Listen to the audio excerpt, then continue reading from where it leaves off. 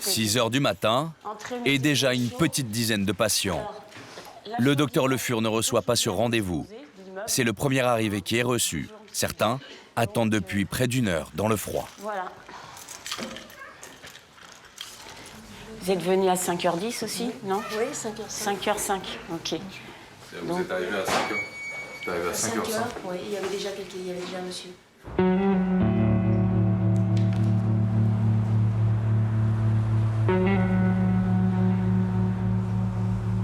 En fait, si on vient pas tôt, on risque de pas passer parce qu'il y a trop de monde après. Ouais. Il y a toujours beaucoup de monde ici. Beaucoup de monde, ouais. Un sachet, une ampoule. Tout ça dans le même verre. On va faire la visite des 10 000. Comme chaque jour, commence alors pour le docteur Le Fur une journée marathon. Les consultations s'enchaînent. La salle d'attente ne désemplit pas. Il a eu beaucoup de vomissements.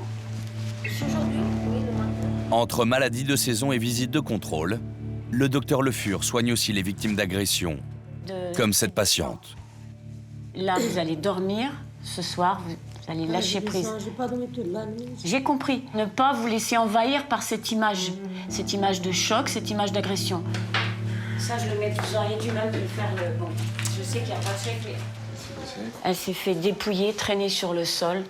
J'en ai à peu près, je fais 3 certificats par semaine minimum de coups et blessures. Courage. Allez, retournez chez les flics. Hein. Il est 11h, l'heure de pointe dans le cabinet. Difficile de circuler dans la salle d'attente. Et encore plus de se rappeler l'ordre d'arrivée. Je cherche le dernier avant moi qui va voir le docteur Le Fur. Alors forcément, les esprits s'échauffent. C'est madame qui est à côté. La dame n'est pas avant moi. Hein. Oui, ah si, j'étais là, madame. Je suis arrivée depuis à 8 heures, moi. La dame, elle est arrivée après. 8 heures du matin, je suis là, je ne vais pas vous laisser passer devant moi, madame. Si tu dis non, rentre. Ah, ben, je vais rentrer. Eh bien, rentre, tu te dis rien. Pourquoi tu m'as dit rentre si tu sais que tu étais avant moi? Je suis avant toi. Mais avec de jeunes enfants dans le quartier de la Plaine, les parents n'ont pas vraiment le choix. Il n'y a que ça. On ne trouve pas de pédiatre. Il n'y a aucune structure qui soit adaptée. Certains n'ont même pas le courage d'entrer. Après 3 heures d'attente, pour ceux qui sortent, c'est une délivrance. Et enfin, Oui, bah, j'ai la clé dans Enfin. une vraie mission, non? Oui, le terme est très approprié, mission. Pour aller chez le médecin à la plaine Saint-Denis, c'est un peu la mission. Un calvaire. Ah non, mais je vais rentrer. Lui, il peut même rapporter tous ses films dessus. Non, Il va. C'est vrai que là, c'est... Alors, il y a eu quelquefois même des gens qui sont arrachés les cheveux au sens propre. C'est-à-dire qu'il a fallu qu'on en recouse. Il y a eu des scalps. On avait des cheveux dans tout le cabinet. Déjà 7 heures de consultation pour le docteur Le Fur. Première et unique pause de la journée. On mange avec les mains, ça fait vachement...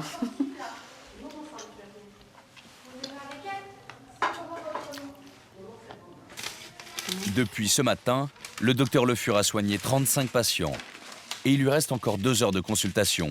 À ce rythme, elle ne sait pas combien de temps elle va pouvoir tenir. 35, là. Je me pose des questions parce qu'effectivement, il faudrait plus de médecins pour qu'on puisse avoir... Si vous posez des questions, c'est un peu... Bah oui, est-ce que je pourrais tenir au niveau santé longtemps comme ça? C'est tout. Il n'y a pas de certitude là-dedans. Sa consoeur, elle aussi, se sent bien seule. Le secteur n'est pas très prisé, quoi. Il y a des médecins quand même qui cherchent à s'installer. Venir dans le 93, le 9-3, comme il dit, c'est non. Parce que ça craint. Il faut être blindé. Faut être blindé pour venir... Blindé moralement, physiquement, il faut être polyvalent pour travailler sur le secteur. Si Saint-Denis n'attire plus les médecins, c'est que la ville fait encore aujourd'hui la une des journaux.